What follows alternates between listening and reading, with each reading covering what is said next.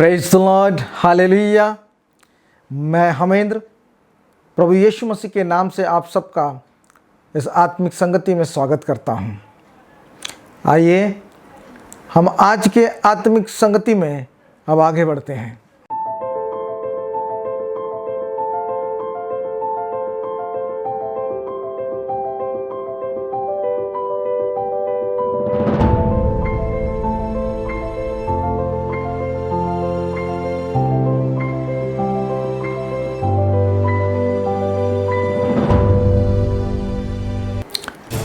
आज हम जो है यीशु के लहू के बारे में कुछ बातों को सीखेंगे। आशा और अपेक्षा रखता हूँ कि आज की शिक्षा आपके आत्मिक जीवन और उन्नति में ये लाभकारी होगा। निकाल लेंगे हम वचन लय व्यवस्था 17वां अध्याय और उसका 11 वचन। क्योंकि शरीर का प्राण लहू में रहता है और उसको मैंने तुम लोगों को वेदी पर चढ़ाने के लिए दिया है कि तुम्हारे प्राणों के लिए प्रायश्चित किया जाए, क्योंकि प्राण के कारण लहू ही से प्रायश्चित होता है। Praise the Lord, hallelujah. लहू में प्राण रहता है। लहू में प्राण, लय व्यवस्था की पुस्तक में व्यवस्था की बातें हैं। लहू में प्राण रहता है। और यदि पुरानी व्यवस्था को हम देखेंगे तो लहू जो है वेदी पे चढ़ाया जाता था। लहू का छाप जो है वो अलंगों में लगाया जाता था।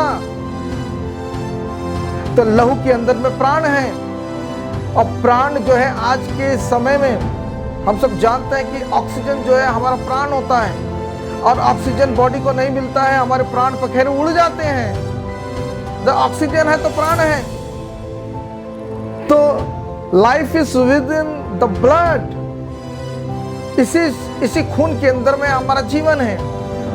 जैसे ही एक मनुष्य की मृत्यु होती है तो उसका लहू धीरे धीरे पानी हो जाता है। अर्थात जो है जिसके रेड ब्लड सेल्स हैं वो सारे खत्म हो जाते हैं और वो क्या हो जाता है, वो पानी हो जाता है। उसका जो है लाल रंग जो है, हिंदी में बोलते हैं लाल रक्त कणिका, लाल रक्त कणिका खत्म, मृत्यु हो गया, प्राण चला गया। लहू से प्राण चला गया।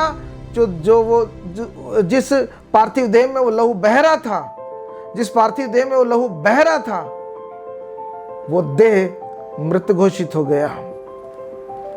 रेड ब्लड सेल, वो सेल जो है ना, उस सेल के अंदर में ऑक्सीजन आता है। मैंने कहा ना, ऑक्सीजन हम लेते हैं वो सेल में जाता है, आरबीसी के अंदर में। और कई लोग के सेल पंक्चर होते हैं, उसको बोलते हैं सिक सेल बोल देते हैं, क्योंकि ऑक्सीजन की मात्रा सही नहीं। लय व्यवस्था 17 और 11 बोलता है कि लहू के अंदर प्राण है। और वचन ने कहता है कि तू अपने मन को काट कर ही बलिदान चढ़ा दे। पुरानी व्यवस्था लहू का बलिदान को मांगते थे। पुरानी व्यवस्था बलिदान की व्यवस्था थी। और नई व्यवस्था में जब उसको ट्रांसफर परमेश्वर ने किया तो भी लहू के बहाने के द्वारा से नए व्यवस्था में ट्रांसफर हुआ। अर्थात यीशु मसीह को सर्वकालिक का एक बार का निष्कलंक लहू का बलिदान क्रूस पर करना पड़ा। एक बार का बलिदान यीशु मसीह को करना पड़ा। तो उस बलिदान में क्या हुआ? केवल मृत्यु हुई? नहीं, मृत्यु से पहले यीशु मसीह का लहू बहाया गया। लय व्यवस्था की पुस्तक जो है वो इस चीज को बोलती है कि लहू में प्राण है। और यदि हम व्यवस्था की बातों को देखेंगे तो उसमें लिखा है कि टिट फॉर टैट, जो जैसे करता है उसकी भरपाई वैसी ही होगी। आंख के बदले आंख, दांत के बदले दांत, तो प्राण के बदले प्राण। यदि कोई प्राण का बलिदान करेगा तो जा, तेरे प्राणों की क्षमा हो गई, तेरे जीवन में क्षमा आ गया, प्राणों की क्षमा। लय व्यवस्था 17-11, लहू में प्राण होता है। लहू में प्राण होता है। और मैं आपको बताना चाहता हूं, हम सबके लहू में प्राण है। हम सबके लहू में प्राण है। लेकिन क्या हमारे लहू में सामर्थ है? Praise the Lord, hallelujah. जितने लोगों ने इस अर्थ को पकड़ लिया है, जान लिया है, कैच कर लिया है, प्रभु उनको बहुत आशीष दे। सबके प्राणों में, लहू में प्राण है, लेकिन कितने के लहू में सामर्थ है? लहू में सामर्थ केवल एक, यीशु मसीह। उसके लहू में सामर्थ था, और सामर्थ ऐसा था कि वो एक बार उसके बलिदान, जिस लहू के बहाने के द्वारा से जो बलिदान हुआ, उस बलिदान को यदि हम अंगीकार करेंगे तो सदा के लिए हमारे पापों की क्षमा हो जाएगी। लहू में है, उसके लहू में न केवल प्राण था, प्राणों को बलिदान किया, लेकिन उसके बलिदान के द्वारा से उसके लहू में सामर्थ हो गया। और ये सामर्थ्य लहू गुलगुथा की पहाड़ी से बहता हुआ आपके दिल के दरवाजे तक आता है और खटखटाता है। और वही यीशु जिसके आप Christmas, Easter, good Friday, palm Sunday और पता नहीं क्या क्या करके जो हम करते हैं, अच्छी बात है, करिए, मैं उसका विरोधी नहीं हूँ, मनाइए, सब चीज़ मनाइए, मेरी तरफ से छूट है। लेकिन इतने सारे हम क्रियाकलाप करते, गतिविधि करते हैं, वही यीशु आपके दिल के दरवाजे में खड़ा होकर खटखटाता है और कहता है, दरवाज़ा खोल। गुलगुता से जिस लहू को मैंने सामर्थ्य से भर दिया है, वही सामर्थ्य लहू की नदी बह कर तेरे जीवन के दिल के दरवाजे में आ गया है। दरवाजा खोल, मैं भीतर प्रवेश करूंगा, साथ में ये सामर्थ्य लहू की धारा भी प्रवेश करेगी, और यीशु मसीह के लहू के द्वारा से हमारा जीवन शुद्ध और पवित्र हो जाएगा। लहू में सामर्थ्य है यीशु की, हमारे लहू में सामर्थ्य नहीं है, हमारे लहू में केवल प्राण है। हम प्राणों वाले लहू को लेकर हम सामर्थ्य लहू की आवश्यकता को कितना महसूस करते हैं कि मुझे सामर्थ्य लहू को चाहिए, नहीं मैं ऐसे ही जी लूंगा, बिना सामर्थ्य लहू के मैं जीवन को ये काट सकता हूँ। मैं तो धार्मिक गतिविधियां कर लेता हूँ, मैं बाइबल प्रार्थना कर लेता हूँ, मुझे सामर्थ्य लहू की आवश्यकता नहीं। शैतान जो है, लूसीफर जो है, ये आपके जीवन में कभी वो सामर्थ्य लहू को प्रवेश करने नहीं देना चाहता। क्यों? क्योंकि लहू के अंदर में पाप को क्षमा करने की ताकत है। लहू के अंदर में जो है, उसमें पाप को क्षमा करने की ताकत होती है। लूसीफर क्या चाहता है? आप कभी यीशु मसीह के लहू को के द्वारा से पाप की क्षमा को ना मांगो। आज हम दुनिया के अंदर में देखते हैं, मैं सिर्फ मसीहियों के बारे में बात कर रहा हूं, मैं अन्य जातियों के विषय में नहीं बोल रहा हूं, कि मसीह इतने सारे हैं विश्व के अंदर में, लेकिन वो पाप क्षमा की प्रार्थना नहीं कर सकते। वो प्रार्थना मत करिए जो आपके चर्चेस के अंदर में वो बुक्स में लिखे रहते हैं, पाप क्षमा, पाप क्षमा, वो तो सब मजाक है, मजाक। लेकिन जब हमारा हृदय पवित्र आत्मा कायल करता है, जब हम ये जानते और मानते कि मैंने कैसे अपने पिता के विरुद्ध में गलत काम किए हैं, तो मैं उस अनुभूति से भर जाता हूं कि मैंने अपने पिता के विरोध में पाप किया है।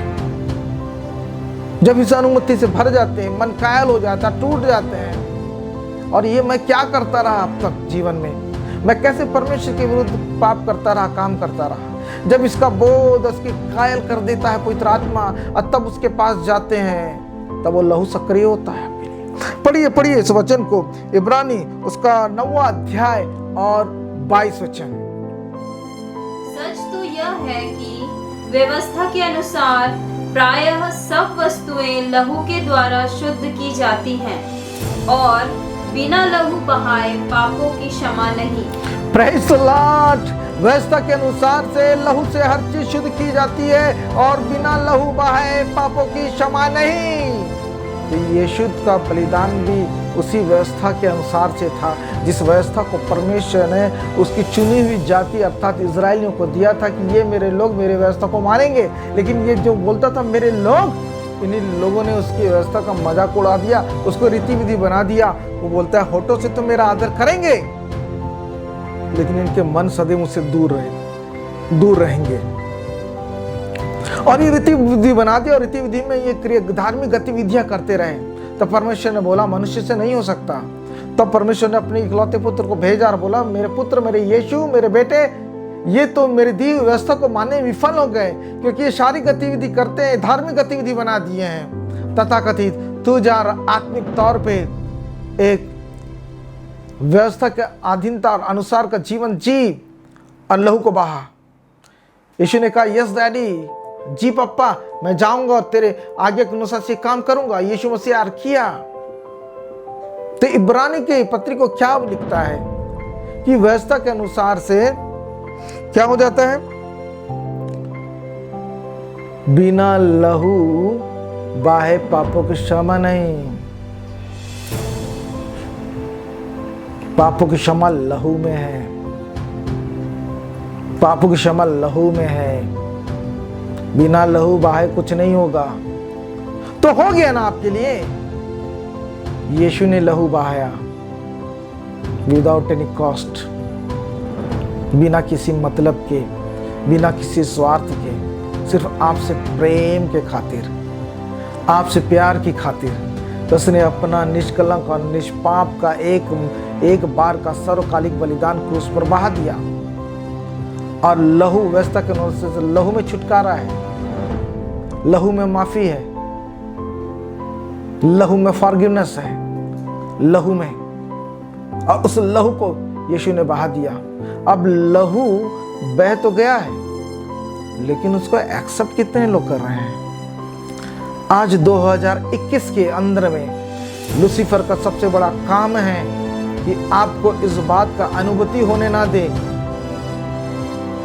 कि लहू को एक्सेप्ट करना है। ये गुलगुता में बहाए गए यीशु का लहू को एक्सेप्ट करना है। इसलिए जैसे जो पहली व्यवस्था इजरायलियों को दिया गया था और वो आत्मा की व्यवस्था को शरीर पे ले आए थे और धार्मिक गतिविधि के अनुसार से, धार्मिक कर्म कांड और क्रियाकलाप के अनुसार से परमेश्वर की व्यवस्था को निपटा रहे थे।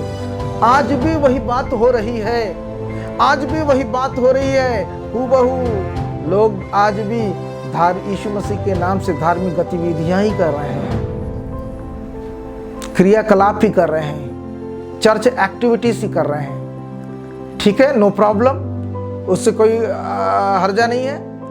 लेकिन what about to accept blood of Jesus Christ? यीशु के लहू को अंगीकार करने के विषय में क्या कहेंगे? जितने लोग शारीरिक तरीके से परमेश्वर के काम को करने की कोशिश कर रहे हैं, उनके जीवन में यीशु का लहू नहीं है, क्योंकि उन्होंने यीशु के लहू को महत्व नहीं दिया। जिन्होंने महत्व ही नहीं दिया तो अंगीकार क्या करेंगे वो? और जो अंगीकार ही नहीं किया यीशु के लहू को, तो यीशु उसके व्यक्तिगत जीवन का उद्धार करता कैसे? हो ही नहीं सकता।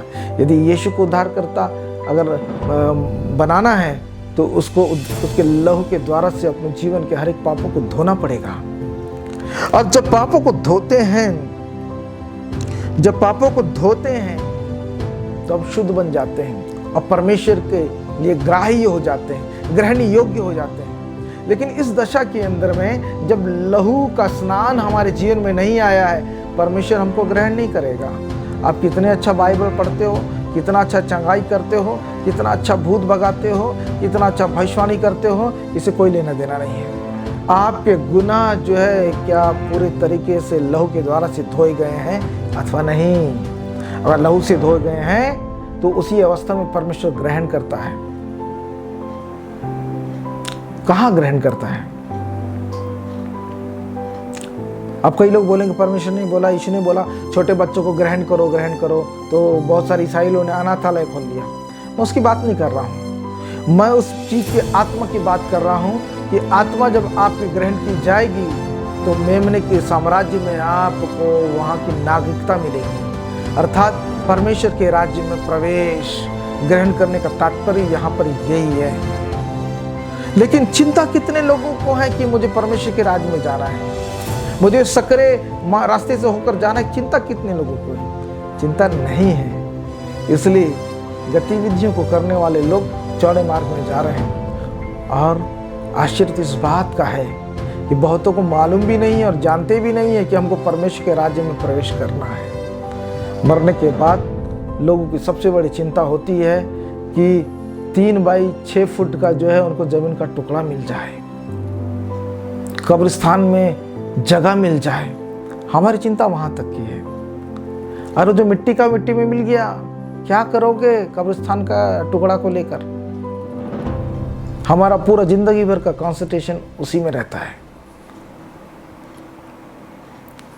कब्रिस्तान में जगह मिल जाए, कब्रिस्तान में जगह मिल जाए, ठीक है, चिंता करिए, कब्र का भी चिंता करना कोई गैर वाजिब नहीं, करिए चिंता, लेकिन उसकी चिंता क्यों नहीं कि मृत्यु के बाद मेरी आत्मा परमेश्वर के राज्य में जाएगी कि नहीं जाएगी। हम इस बात की बिल्कुल चिंता नहीं करते। हार्डली 0.001% लोग हैं जो चिंता करते होंगे कि मेरे आत्मिक जीवन मृतदेह को त्यागने के बाद क्या होगा, मेरा आत्मिक जीवन क्या होगा। हम इस बात की जो है चिंता नहीं करते हैं।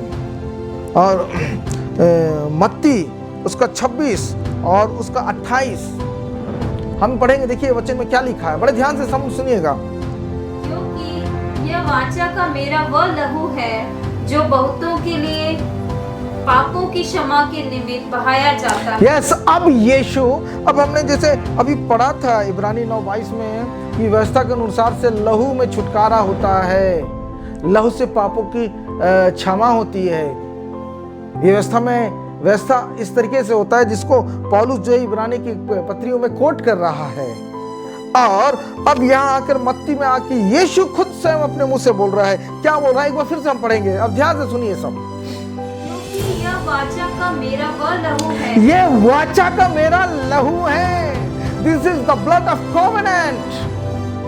वाचा, वचन बंध दिए हैं दो लोगों के बीच में, तेरे और मेरे, ये हम वचन करते हैं। I promise you, I promise you, मैं तुम्हें छुड़ाऊंगा, मैं तुम्हें। परमेश्वर ने जगत से ऐसा प्रेम किया, बच्चे से बचपन से रटा के रख लेते हैं ये वचन को, यूहन्ना 3:16 समझते नहीं है। ये वाचा है, ये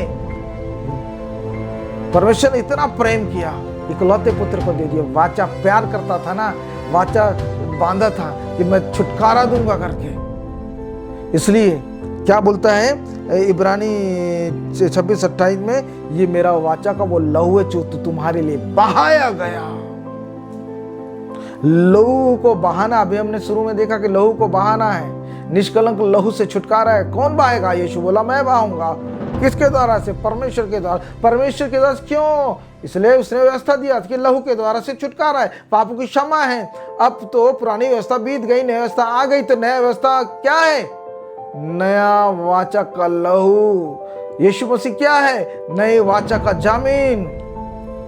और ये नया वाचा के लिए यीशु मसीह मत्ती 6:24-28 में इसको चीज को स्वयं मुंह से बोलता है, मेरा लहू है जो तुम्हारे, मेरा लहू क्या है? वाचा का लहू है, तुम्हारे छुटकारे के लिए बहा रहा हूं करके वो बोला।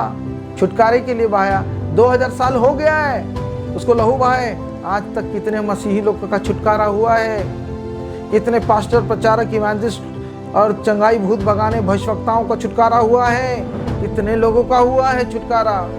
छुटकारा रहित रहकर यदि धार्मिक गतिविधि करते हैं तो सबसे बड़े धोखेबाज हैं आप, जो अपने आप को धोखा देते हैं। छुटकारा का लहू पहले ग्रहण करिए, उसके बाद सब धार्मिक गतिविधि किए।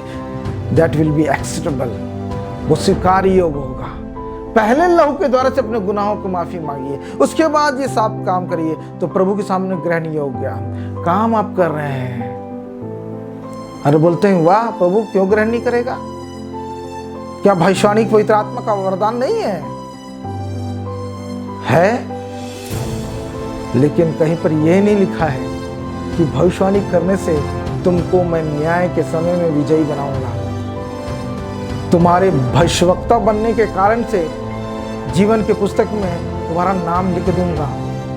नहीं मेरे प्रियो, इन वरदानों या इस प्रकार की क्रिया के धार्मिक गतिविधियों के कारण से जीवन की पुस्तक में नाम नहीं लिखा जाता। वो लिखा जाता है हमारे जीवन की विश्वास योग्यता के कारण से। और विश्वास योग्यता का प्रारंभ ये रहता है कि इस लहू को मैं अंगीकार करूँ, अपने जीवन के गुनाहों को धो डालूं और यीशु मसीह को अपने जीवन का व्यक्तिगत उद्धारकर्ता अंगीकार करूं और अपने कानों को खोलूं, आवाज को सुनूं और कहूं मेरे स्वामी तेरी क्या इच्छा है, तेरी क्या आज्ञा है, मैं तेरी इच्छा को इस पृथ्वी पूरा करूंगा। ये जीवन है परमेश्वर के अधीनता का। लेकिन ये जीवन कितने लोग जी रहे हैं अभी? This is called the life of discipleships. भक्ति का जीवन। ये भक्ति का जीवन कितने लोग जी रहे हैं? हम लोग ये जीवन जीना ही नहीं चाहते हैं। हम चिन्ह और चमत्कारों का और अद्भुत कामों का जीवन जीना चाहते हैं, तथा कथित जो है एक संतुष्टि को अपने जीवन में लेके आना चाहते हैं। मेरे प्रियो, आपके सोचने के अनुसार से नहीं होगा, लेकिन परमेश्वर ने जो सिस्टम को बनाया उस सिस्टम के अनुसार से ही हर बात चीज होगा। और वो चीज हर बात जो सिस्टम के अनुसार से होगा, तो सिस्टम ये है कि लहू बहाना था, क्योंकि लहू में प्राण होता है। प्राणों का बलिदान से जो है छुटकारा होता है। तो नई व्यवस्था को, नया वाचा का जामीन एक निष्कलंक निष्पाप यीशु मसीह ने उस लहू और प्राण को उस क्रूस पे बहा दिया। अब वो इंतजार करता है कि कितने लोग जो है यीशु के लहू से अपने गुनाहों को धो डालेंगे। कितने लोग आज 2021 में परमेश्वर इंतजार करता है आपका। यदि आपके पास अंगीकार नहीं है, यदि आपके पास नए जन्म का अनुभव नहीं है, यदि आप अभी तक उद्धार का बपतिस्मा नहीं लिए हैं, आपके पास कोई बपतिस्मा आपने लिया होगा जब आप जवान हुए होंगे, मैं उसकी बात नहीं कह रहा हूँ। मैं कह रहा हूँ, क्या आपके पास उद्धार का बपतिस्मा है? क्या अंगीकार का जीवन है? क्या उद्धार का बपतिस्मा है? क्या आज्ञाकारिता का जीवन है? क्या भक्ति का जीवन है? क्या ये परमेश्वर के चरणों में निरंतर बैठने का जीवन है? क्या अपने कानों से परमेश्वर की आज्ञा को सुनने का जीवन है? हमारे पास कौन सा जीवन है?